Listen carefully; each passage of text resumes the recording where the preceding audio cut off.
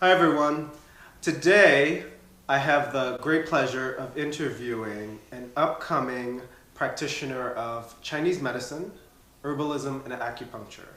His name is Julian Keegan Grow, and he uses practices that he's brought over from Peru with his work with many shaman. Julian, say hi to everyone. Hey, what's going on? So, you've done a lot of work with shaman in Peru, in the Southwest, here in New York. What drew you to that particular form of healing and journeying? And how do you use it in your own emerging practice of Oriental medicine? Mm, cool. Thank you for the question. Yeah, I would say that I haven't actually done that much work, but that I'm kind of really fresh on that journey, and Yeah. I spent a little bit of time down there, about like a month and 7 days, and then I spent another week earlier in 2015 there as well.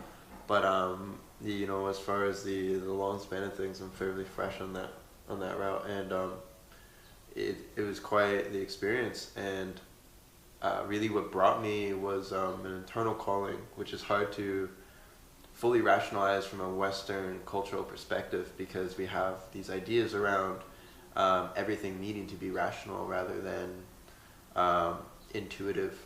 And so for me, it was more of an intuitive journey of feeling called to go experience something which would connect me more deeply to nature and the planet, and also to just a deeper healing modality that is more associated with receiving information Yeah. from the use of alchemical substances, whether that be plants or herbs, or even food like nutrition. Yeah, and you in your own practice, you use herbs a lot. What do you see as the main benefit of using various types of herbs in healing some of the things that people are dealing with in our urban environment? Totally. Yeah, I mean, I think it's funny. I found myself sitting around a table the other week with a bunch of random people who were not necessarily super connected to holistic medicine in any way, and they were like asking me about what I'm interested in, and I told them about herbalism, and they were all like laughing at me, and they're like, "Ha ha ha, herbalism! That's like Bob Marley like gets cancer and decides to cure himself with herbalism, so he just smokes weed and then he dies," and like. Well, it's a little more than that. Right. But but the people that we're connected to is a lot of times this is second nature to them. But Yeah. the majority of people out there, herbalism still sounds like some weird voodoo medicine, pagan shit. So it's Right. like that was my kind of opening to seeing that. Whoa, like I've become extremely disconnected from reality in the sense that I have chosen to surround myself with people who are very already interested in that and already assume that it's beneficial, and see a lot of value in it. And it was a new environment for me to be around a circle of people who not only were mocking it and thought it was kind of silly, but really was totally cut off from the awareness of how useful that type of healing modality could be. And just an example is something I did to maybe hopefully plant some seeds of opening them up to maybe a different perspective. Was I told them a story about how there's this Chinese practitioner who had a friend who got word that he had some kind of weird bacterial infection or something in his hand, and the Western doctors said that they needed to amputate his finger off, and that was the only way to like save him from it spreading up his arm. And so he called his friend, who's a Chinese practitioner of Chinese medicine and herbalism, and he was told that his friend told him, "Don't cut off your finger. I'm going to airmail you herbs in like a day, Yeah. and I need you to apply these herbs to this infection that you have." And he did exactly that, and it stopped the infection and completely saved him from otherwise having to go through the rest of his life with no finger. And so I think that oftentimes, like, it's not necessarily about anyone could just pick up herbalism really fast and just do miraculous things and cure diseases, but that it's more so about being humble and knowing that there are practitioners out there who have mastered learning the medicinal use of certain plants and their natures, and that to maybe like seek those practitioners out before they turn to more medication or get another organ cut out of their body, to maybe be more open to some other more holistic ideas of healing. Yeah, and I like the focus on the word holistic. It's interesting because I think when people mock things like herbalism and other forms of non-traditional, which is ironic, right? That word non-traditional, because actually the herbalism and all these modalities and practices are actually more traditional than Yeah. modern medicine. That's actually really funny that you mentioned that, because what people laugh at herbalism and they're more into taking medication and pharmaceutical drugs. Pharmaceutical drugs are derived out of plant substances. Right. They're just extracted and then multiplied by like 10,000 Right. in potency and then thrown into a drug.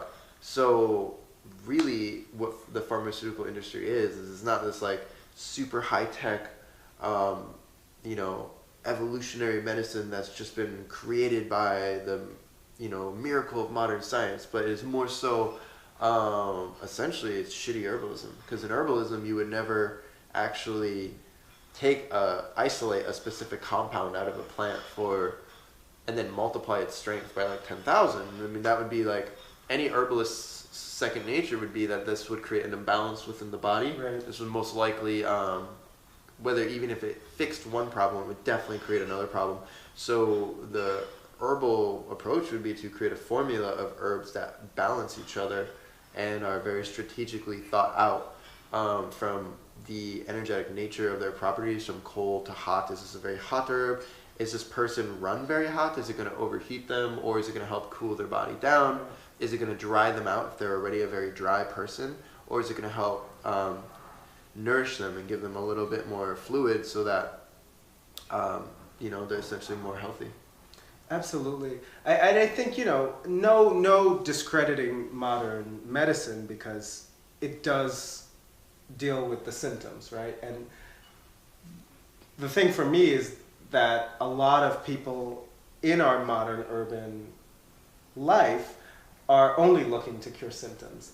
And I'm interested in hearing whether you see some underlying causes to the physical manifestations of illness, like what emotional or mental imbalances are behind some of these physical manifestations that people are dealing with, these physical symptoms that they're trying to get rid of.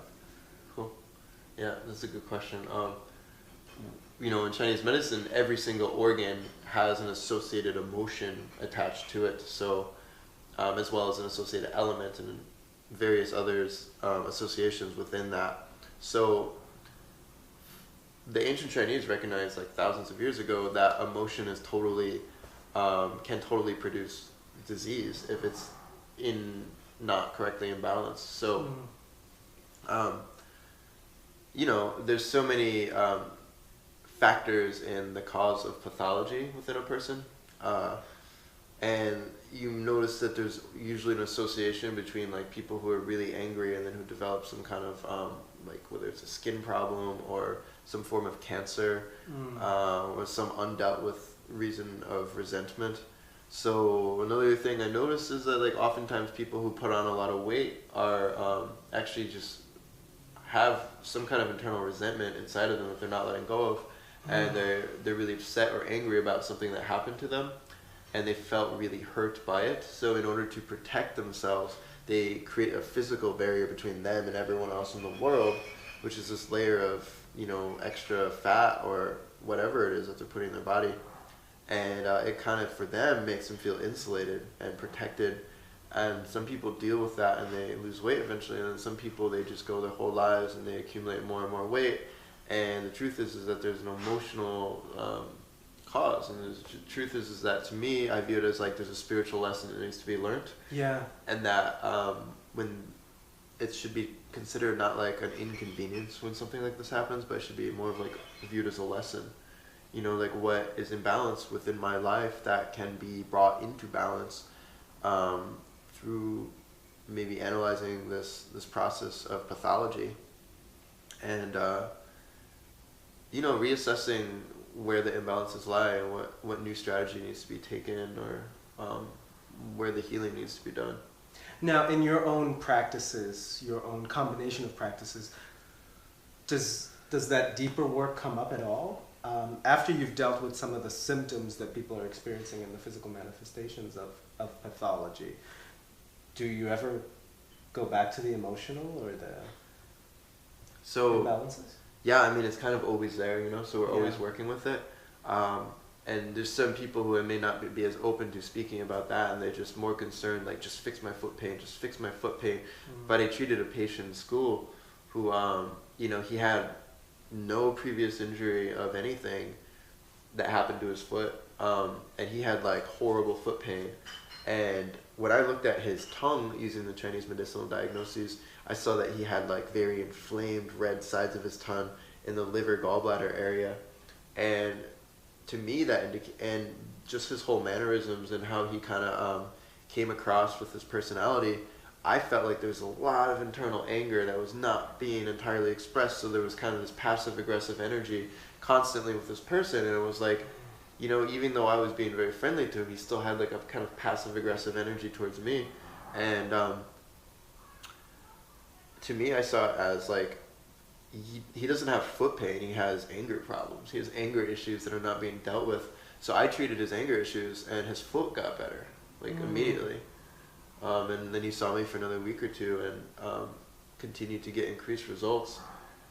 And I would say that the nature of something like acupuncture as a healing modality is that, you know, we specifically choose certain points to move stagnation or things that are not flowing correctly throughout these channels, whether that be blood or whether that be what Chinese medicine people call qi, which is the energy or the movement behind all mechanisms within the body. It's kind of like what moves the blood through the body, and it's an innate force within all of us, and there's different forms of it. But the basis of how that medicine works is that it is always working with where is there stagnation, how can this be moved, and how can like one being come back into harmony when it's fallen out of harmony.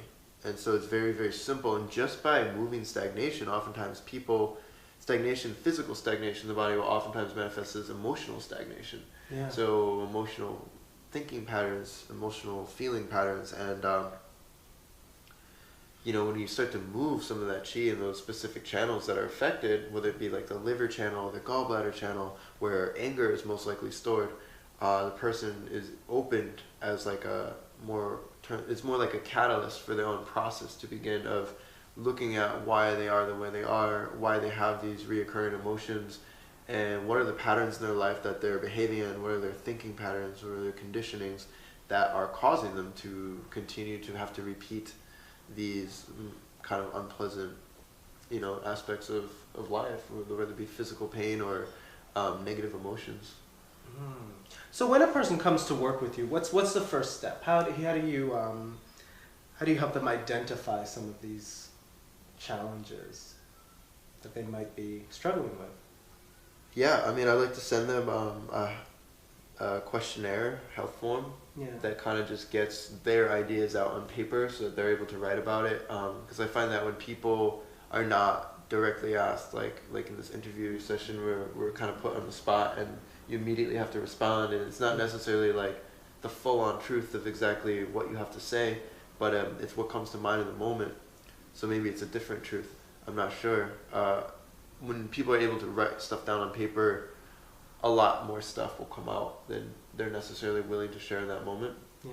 So I like to give them that maybe a week ahead of time, so they can fill it out and kind of get more clear, and then also to write out different foods that they eat, both as a child and then also today as an adult. Wow. Yeah, and like do breakfast, lunch, and dinner. And not so much because I like to really obsess so much on people's nutrition and like focusing, oh, like if you just fix this one thing, your whole thing will be corrected, but because it opens people to a larger process of healing, of looking at their being as like this full circle, this full pie chart of these different areas of their life that need to be in harmony for that person to remain healthy. So that could also be related to like what Integrative Institute of Nutrition, this cool nutrition school I went to, calls primary nutrition, and how, you know, for a person to be healthy, they could be eating like the best organic food ever, the best like locally grown farm fresh food ever, but if they're not being fed in like healthy relationships, or they don't have a good career in their life, or they don't have some kind of goal, that deeper purpose that they're working towards, they're not really a healthy individual. And we see this all the time, you know, with people who, I forget what the word is, it's like not anorexic, but it's where you become obsessed with eating healthy to the point of where like you're neurotic and kind of manic. Right. And we see that often in the holistic health field, of people who are so obsessed with like the cleansing and the detox and getting the exact right ingredients of organic fruits and vegetables and ratio of carbs to fats to proteins. And it's like they're totally just using that as a distraction to not deal with something else that needs to be dealt with. So in your own work, I'm hearing that you not only encourage people to feed themselves materially, but spiritually as well. Yeah, I mean, it's like, it's kind of boring to talk about it, but like, it's like back to basics. You know, are you sleeping okay? Are you drinking enough water? How are the relationships in your life? You know, do you have a purpose or a goal? Or are you trying to get more clear on what your purpose or goal is? And these are all aspects of what encompass a healthy individual. So to me, like, the food is actually really secondary. And once, you know, using things like acupuncture or herbs can kind of help move physical stagnations in that person's body, so that it puts them more in tune with their own higher self, so that they can come to their own revelation or their own realization about what needs to be dealt with in their life, so that they can, you know, go on to the next step or the next journey, whatever that is. Fantastic. I love it. I love it. So Julian, how can people find out more about working with you? How can they get started? So for one thing, you could definitely click the link to the left of my head or the link to the right of my head in order to subscribe to this channel, or to subscribe to my website and newsletter, where I send out tons of free stuff, as well as discounts and information about different workshops I'm putting on. I'm putting on a workshop next week right here at this location, 225 South 2nd Street in Williamsburg, Brooklyn, 11211, which you can register for on my website at the moment. And I have various dates that I'm putting on this workshop, so you can check that out there, generally Monday and Tuesday of the next next 3 weeks or so. But all the information is listed under the events section on my website. There's other various blog videos that I have posted as well, and then I have recommended readings and different materials and recommended supplements also listed on the website. So yeah, feel free to reach out to me through Facebook, Instagram, or write me a personal message. And yeah, thank you for being here, and thank you for listening. And if you made it this far in the video, thank you for watching the whole thing. And thank you for doing the work that you do, man. Oh, thank you, brother. Likewise, man. All right.